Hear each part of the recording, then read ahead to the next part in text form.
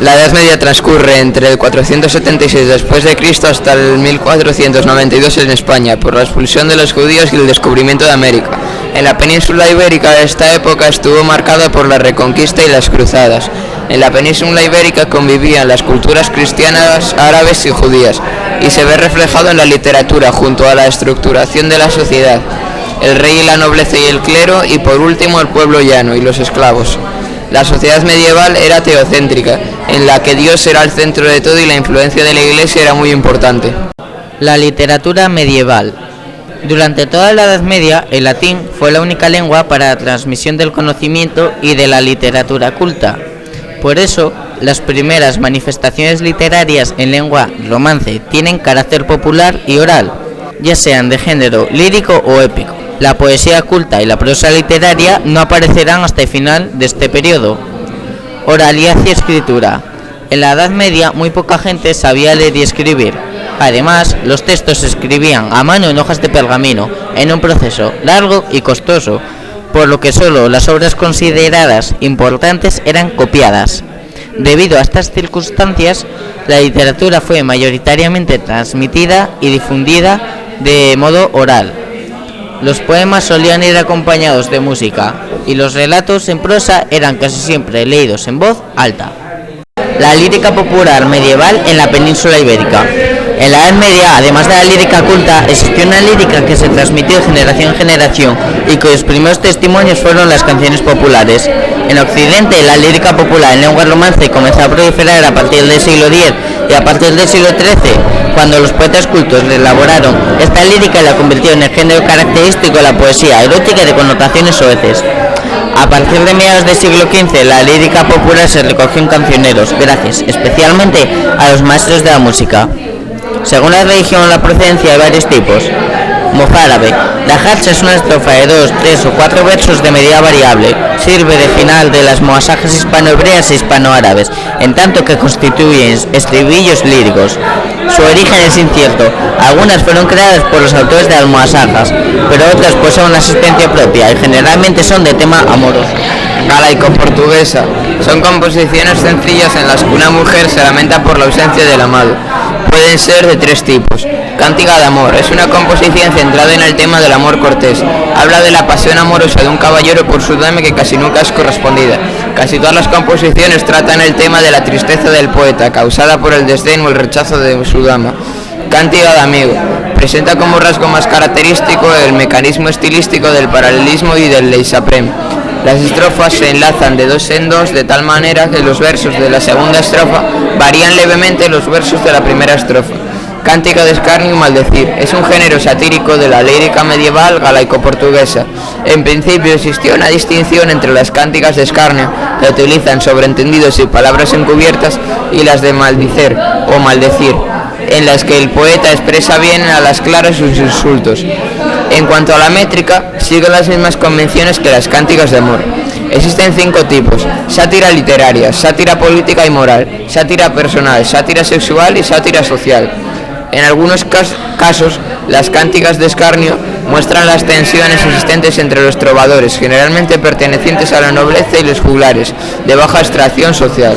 El villancico es el poema característico de la lírica castellana de tipo tradicional, escrito en hexasílabos u octosílabos. Algunos testimonios aislados dan a entender que existieron desde el siglo XIII hasta el siglo XV. No se multiplicaron los textos. Presenta una forma fija cuyas partes son un estribillo inicial, 2 o 3 o 4 versos. Las estrofas o pies dividen en 3 partes, 2 mudanzas simétricas y una vuelta. Se han vinculado la lírica tradicional con la danza e incluso con canciones paganas sobre la llegada de la primavera. Toda ella presenta la abundancia de composiciones breves de 2 o 3 versos, con una distribución de rimas que tiende a hacerse fija. Los temas son la naturaleza, acontecimientos o festividades, el mundo del trabajo, la burla o la sátira, y sobre todo el amor, con todas sus variedades y matices. El mestel de clerecía. El mestel de clerecía se engendró en ámbitos eclesiásticos y religiosos, más cultos, como los estudios generales o las escuelas catedralicias o monacales, y utilizaba un vocabulario amplio, lleno de cultismos y colores retóricos, estrofismo y no tiradas, verso regular e isosilábico y una rima más exigente. la consonante con temas no guerreros sino religiosos y morales, y una conciencia clara de diferenciarse de los juglares. Lo escribían los clérigos con la finalidad de educar y persuadir al público. La lírica culta. La lírica culta se diferencia de la tradicional en que el autor de los poemas es conocido. La lírica culta está muy influenciada por las corrientes literarias italianas, clásicas, y también todo aquello que estuviese relacionado con las cortes. La poesía estaba destinada a ser leída personalmente.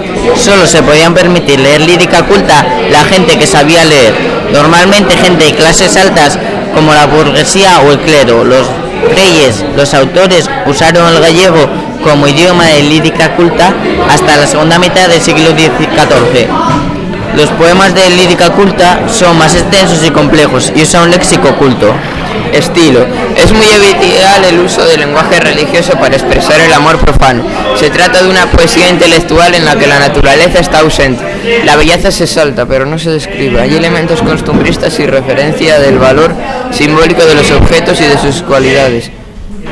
Se tiende a establecer una red de asociaciones imaginativas entre el amor y otros campos de la actividad humana como la religión, la guerra y mucho más. Los temas de la lírica son el religioso, centrado en la vida de Cristo y en episodios importantes de su vida; moral, centrado en la condena de los bienes materiales o el desprecio hacia ellos; político y satírico, muy próximos al tema moral; y el amor cortés, la relación amorosa entre un caballero y su dama. La narrativa, el mester de juglaría. Hasta el siglo XIII, la narrativa se escribe fundamentalmente en verso y se transmite de forma oral por los juglares. Estos relatos contaban las hazañas que más interesaban al público y los juglares las recitaban de memoria y en plazas o castillos a cambio de dinero. A esta corriente literaria se le llama mester de juglaría. La poesía épica se encuadra dentro del mester de juglaría, esto es la escuela poética propia de los juglares. Los cantares de gesta eran recitados de memoria por los juglares que actuaban en la plaza de los pueblos y ciudades, en los castillos o en las estancias de la corte, a cambio de un pago por sus servicios. Sabían danzar, tocar instrumentos, recitar y realizar ejercicios acrobáticos y circenses. La épica española. El género principal de la poesía épica fue el de los cantares de gesta, extensas narraciones en verso en las que se exaltan las hazañas y las virtudes de los héroes. Los cantares de gesta surgieron en los siglos XII y XIII. Se han conservado muy pocos debido a que su transmisión era oral y no escrita. Un ejemplo sería el cantar de Mio Cid.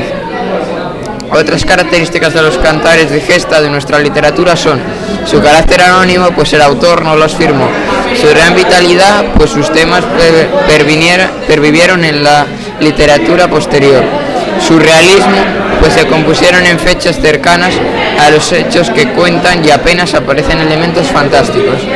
El protagonista es un noble, un caballero, y todas sus características son positivas. La métrica es irregular, pero predominan los versos de 14 o 16 sílabas, divididos en dos hemistiquios, y la rima asonante, y su finalidad es informar y enseñar. El poema de Mio Cid. El poema de Mio Cid, obra de los siglos XI y XII, es un extenso poema épico, la más famosa del mester de juglaría, que cuenta las hazañas de Rodrigo Díaz de Vivar, quien por 2 veces pierde su honor y lo recupera con creces.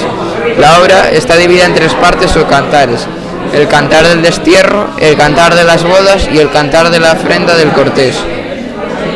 La métrica del poema de Mio Cid es irregular, realizado en versos que tienen entre 10 y 20 sílabas, aunque predominan los de 13, 14 y 15, y que se agrupan en versos de una sola rima asonante.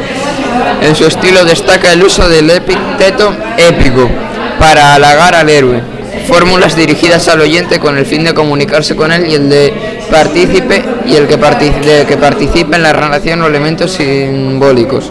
Episodios humorísticos, cuya función principal era la de divertir al auditorio e introducir un momento de distensión en medio de sucesos dramáticos.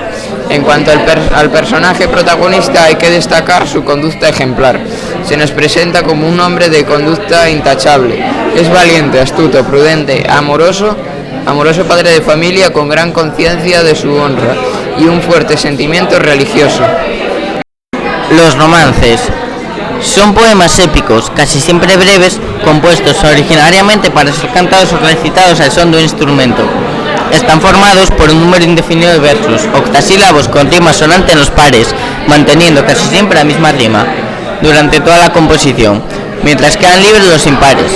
Los romances más antiguos son de finales del siglo XIV y principalmente del siglo XV. Se llaman romances viejos y pertenecen a la literatura popular y tradicional. Se conservan un gran número de romances viejos porque en los siglos XV y XVI, como sucedió con la lírica popular, se recopilaron en cancioneros o romanceros. Según la teoría más famosa, los romances más viejos proceden de ciertos fragmentos de los antiguos cantares de gesta, especialmente atractivos para el pueblo, que los retenía en la memoria después de cierto tiempo.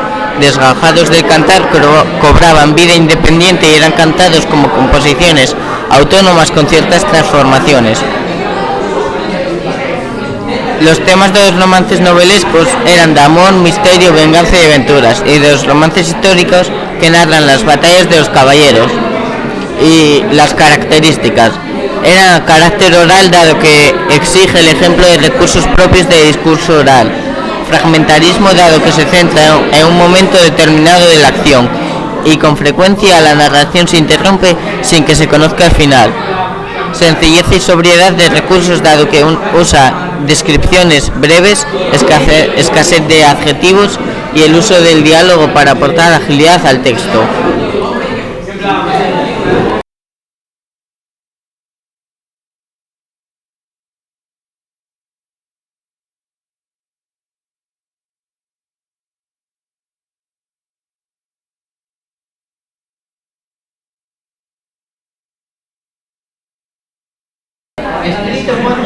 La prosa didáctica. La prosa, a diferencia del verso, no tiene ritmo métrico, ni formas fijas ni rimas.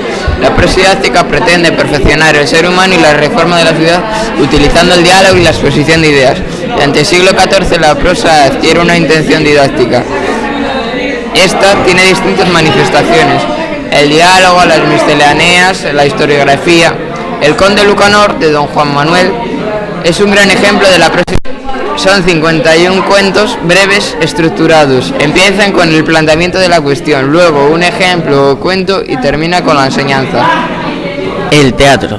El teatro, al principio de la Edad Media, era de carácter religioso y en esas obras se representaba el sentimiento de comunidad y en algunas escenas los momentos de la vida de Jesucristo. Con el paso del tiempo, el teatro religioso pasa a ser teatro profano. Existió un teatro profano culto que era representado en las cortes y en colegios, sobre temas de los clásicos griegos y latinos, y un teatro profano popular que se representaba al aire libre en esquinas o mesones, interpretado por comediantes y juglares, y que fueron el antecedente de los entremeses y sainetes. La Celestina es una obra teatral de autor anónimo, aunque se cree que el autor es Fernando de Rojas. Es de carácter dramático y destaca el uso de apartes. La Celestina se escribió a finales del siglo XV, cuando empiezan a surgir las características del Renacimiento, y por eso tiene una combinación de elementos medievales y renacentistas.